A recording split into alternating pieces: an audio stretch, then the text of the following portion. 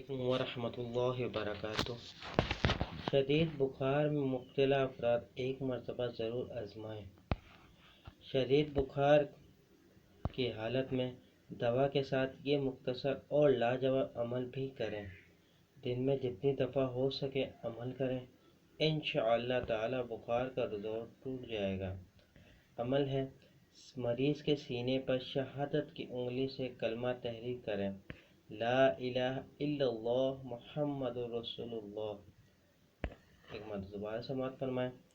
شدید بخار میں مبتلا افراد ایک مرتبہ ضرور آزمائیں۔